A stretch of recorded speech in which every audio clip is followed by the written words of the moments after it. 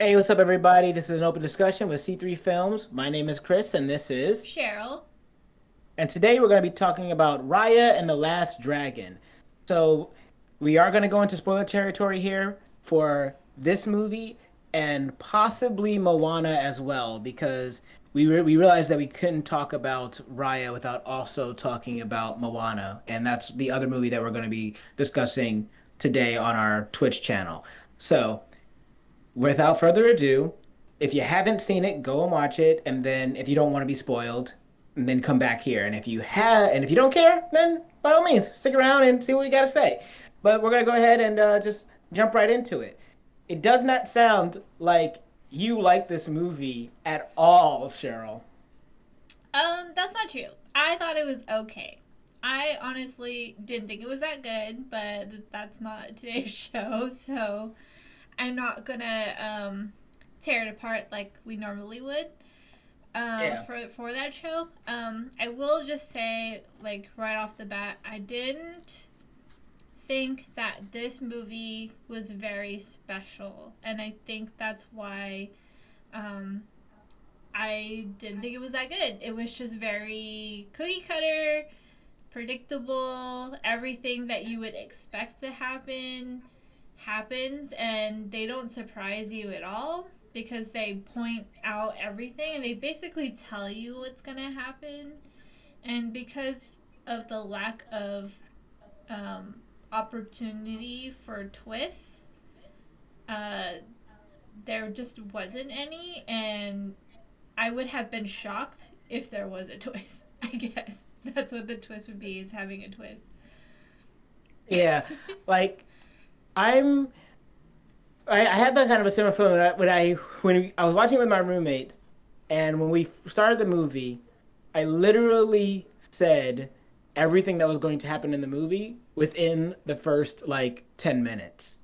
Um, and then that's the way the movie goes. And in many ways, I can respect the movie for trying to like not have the standard villain.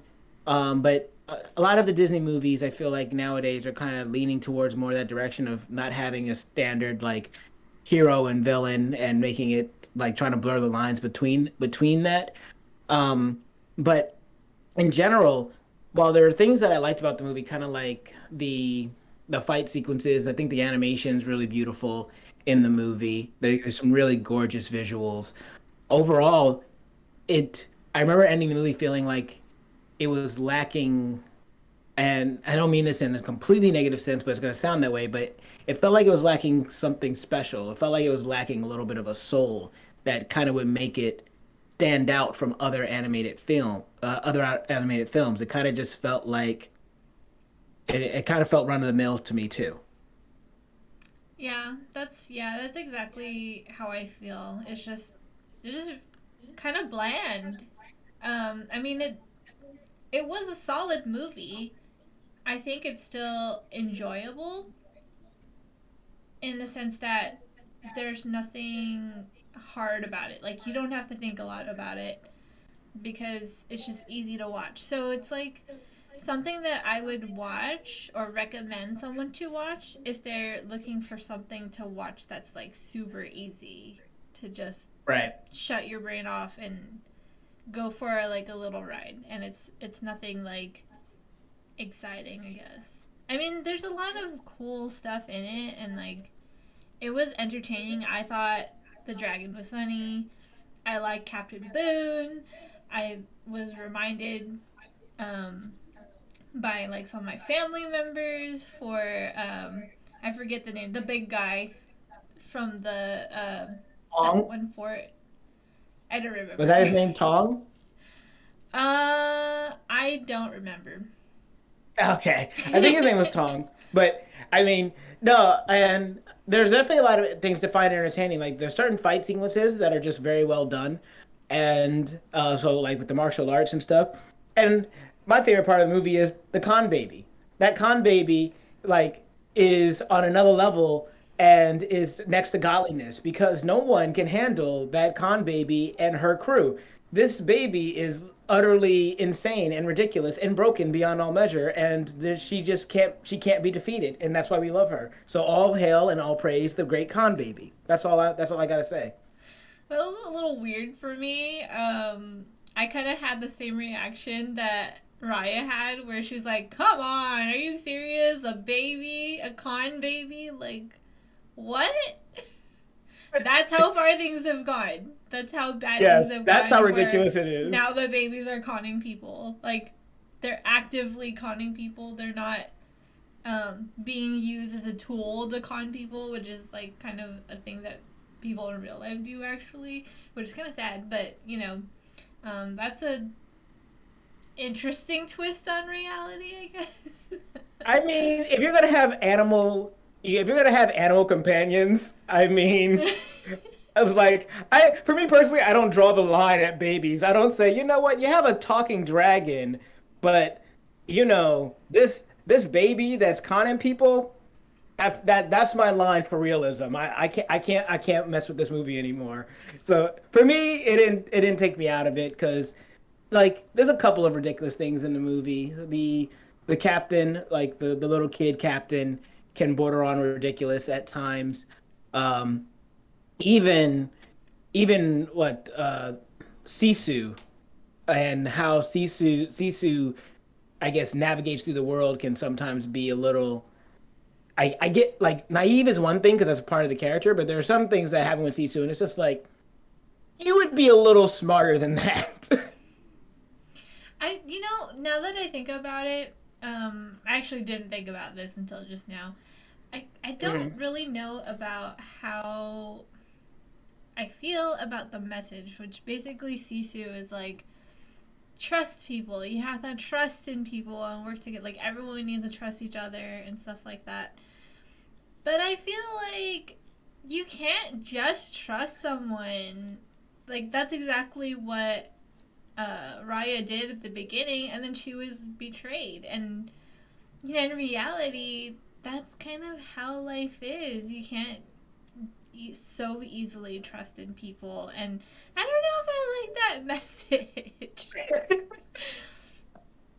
Yeah, it can be a little muddy. Like there's one moment in the movie that I really liked where Sisu's basically saying like, "Oh, if you trust people, then you can save the world." And Raya's like, "I am tired.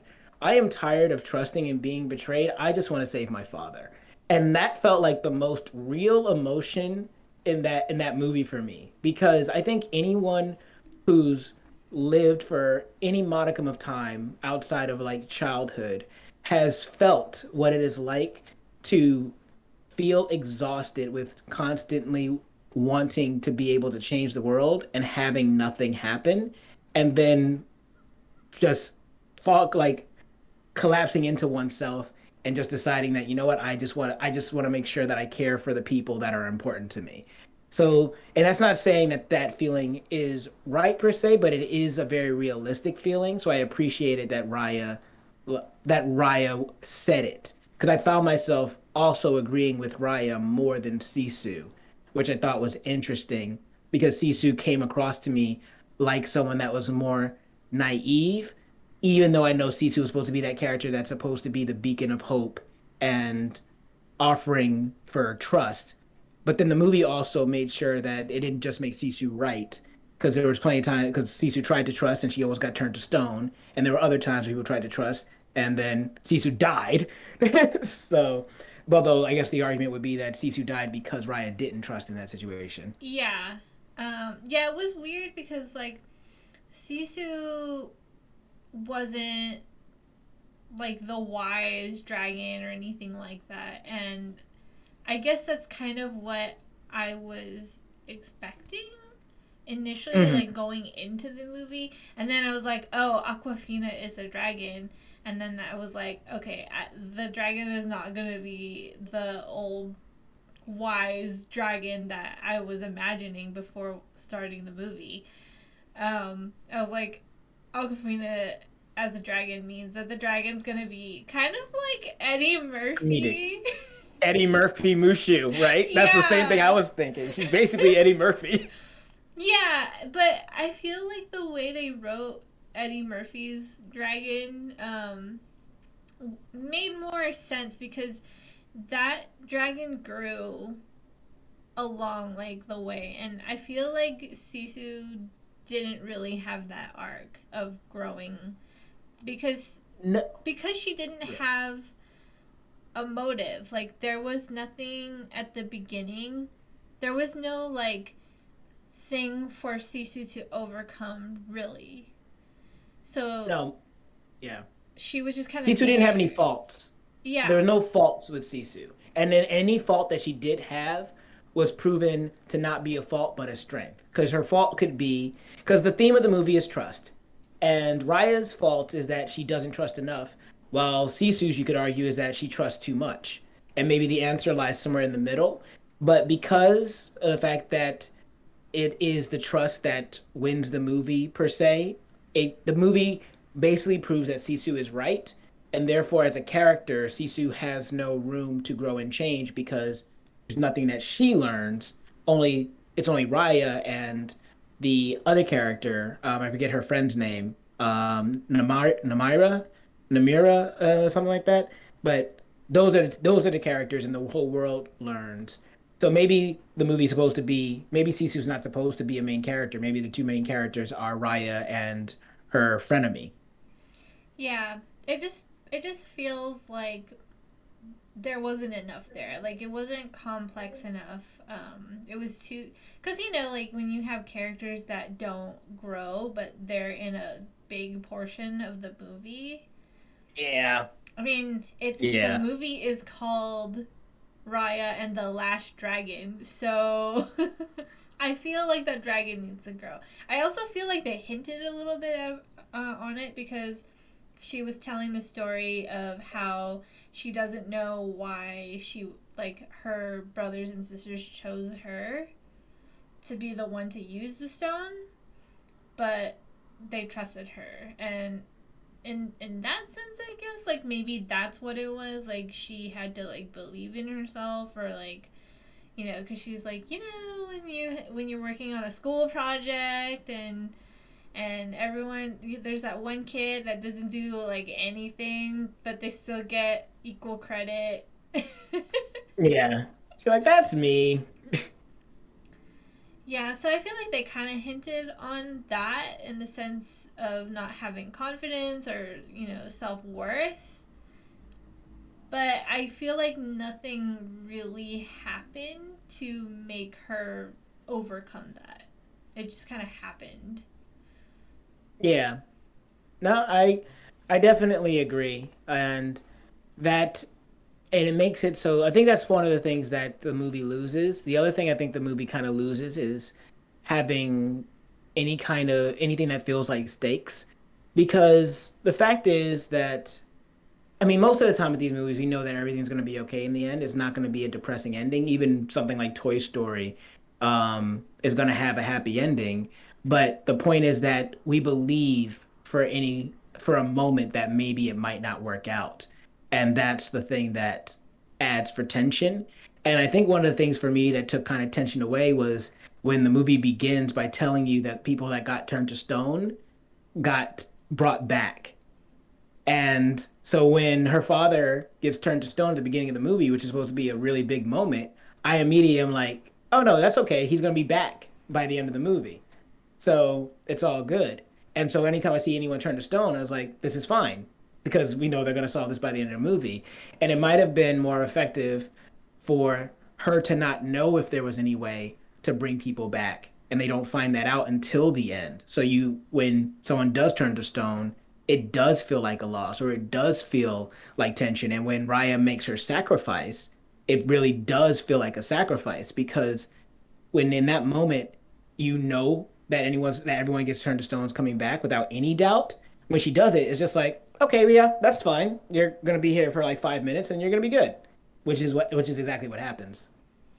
Yeah, and there's also the whole thing about like having five, you know, countries, so to say, and Yeah. that there's five pieces, exactly five pieces, just so happen to be that, and then the team grows and they get different people from each. of the different countries each time. The dragon gets 5 new powers every time.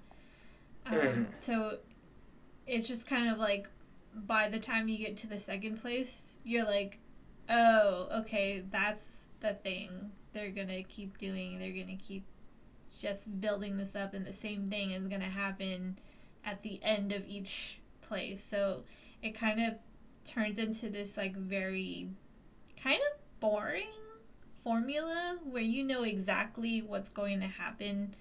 I mean, not like exactly what happens in each area, but it's just kind of repetitive and not very special, I guess. Like they make it not special by having that same formula every time.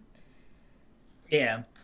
No, absolutely. One of the most special things I think about the movie is how the world transforms in the 6 year time skip, which that was another thing. I didn't understand. So the thing, like both Moana and this movie open up with narration, and I'm starting to realize that a lot of Disney movies do.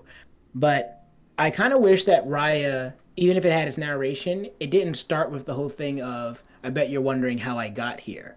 Because I think it would have been a lot more powerful if we start the movie as if, like in chronological order, where she is young, but she's being told the story about the dragons and how they sacrificed themselves for mankind. We can still get that whole story, but she's a little girl. And that way, when her father gets turned to stone and then 6 years pass, that feels like a big deal, and that's shocking. And I think that that adds more commitment to the story when you're not expecting that to happen. You're not expecting for that much time to pass. But when you open by showing that that much time passes and they're in a post-apocalyptic world, quote unquote, then I think it kind of takes away some of that power when that reveal then comes. Um, so I just think kind of the movie played itself sometimes, because one of the most interesting things about it was the fact that it's the story about how everybody that takes place after everyone got Thanos snapped, basically. Yeah, I know. Like that's definitely how it felt. But I don't know, there's just like it's just too it's too structured, but then like also structured in a bad way. Yeah, no, absolutely.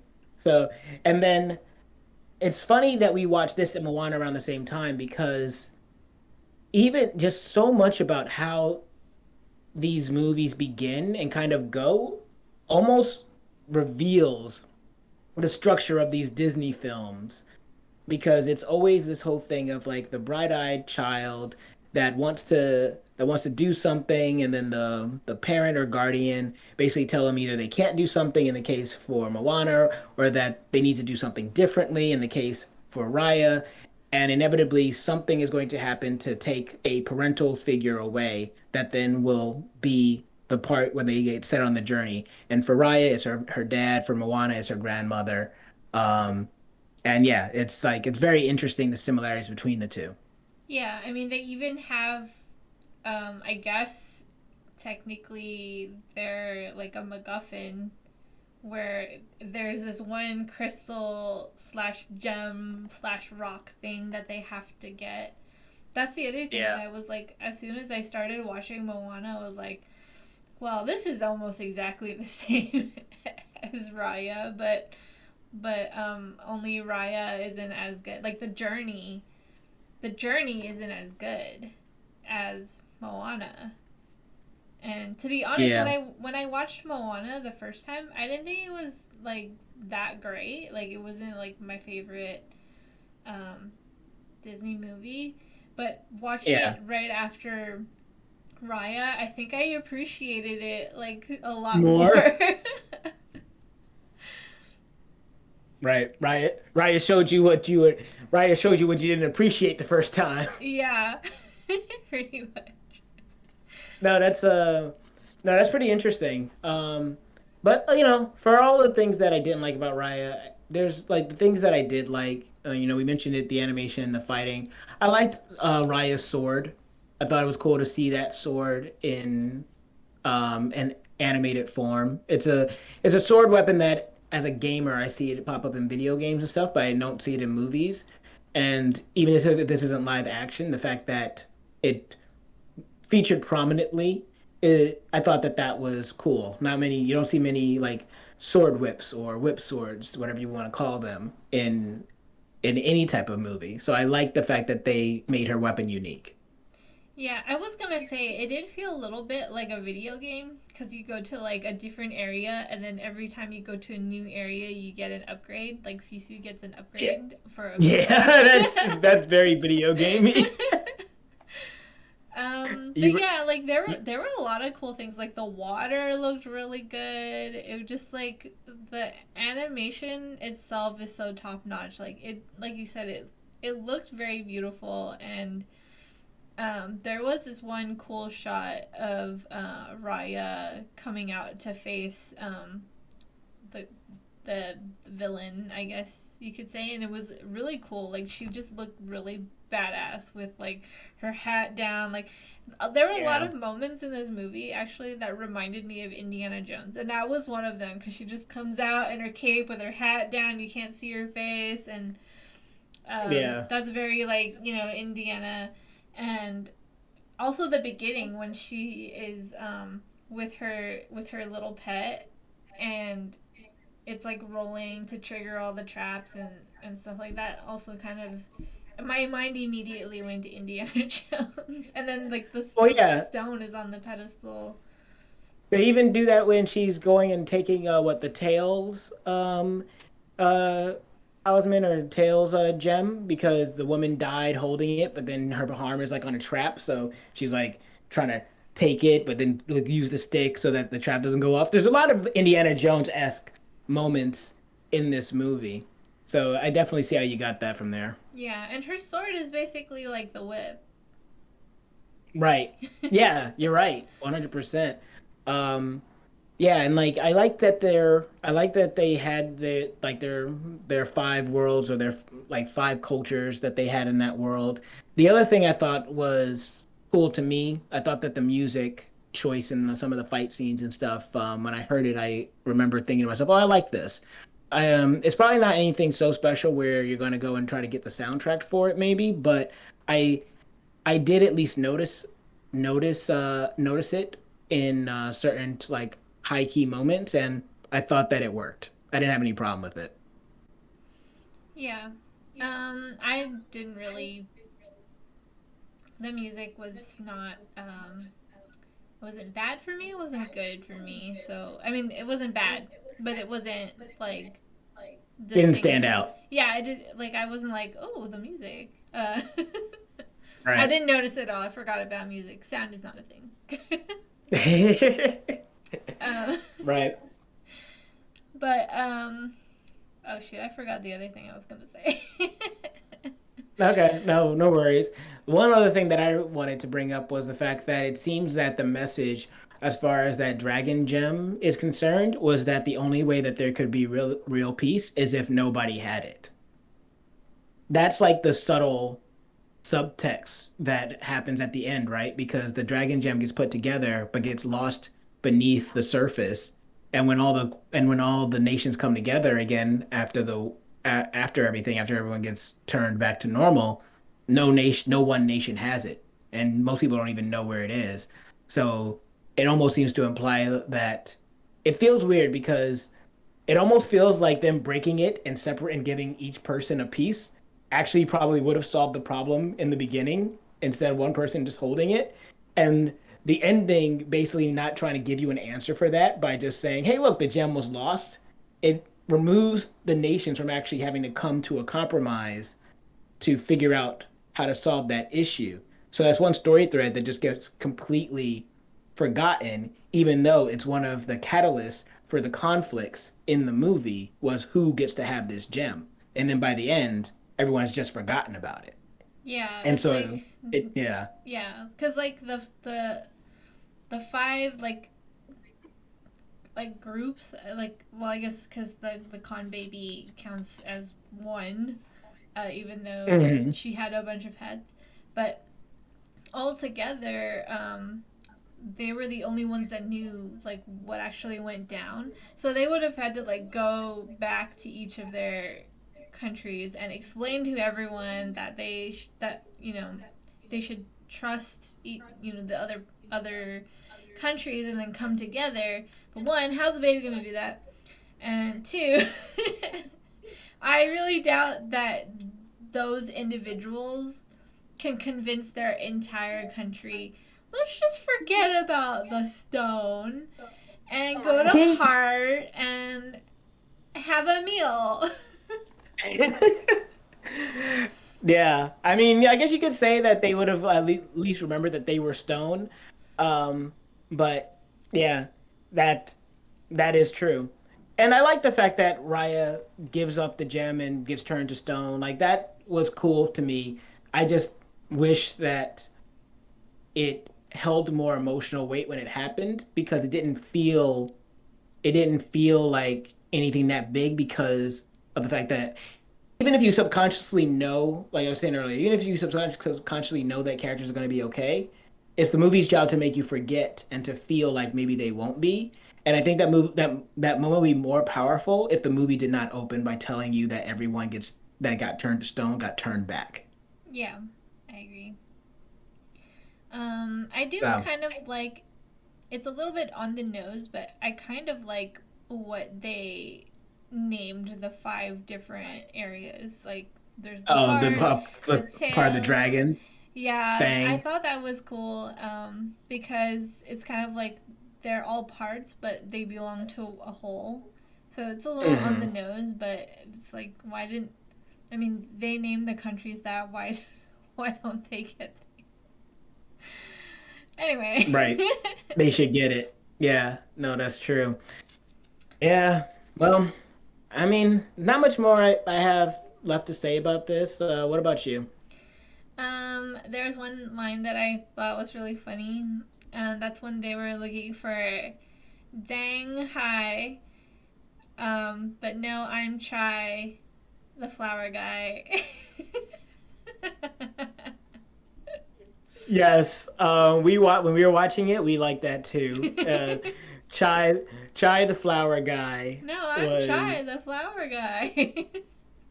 was absolutely great. Like phenomenal.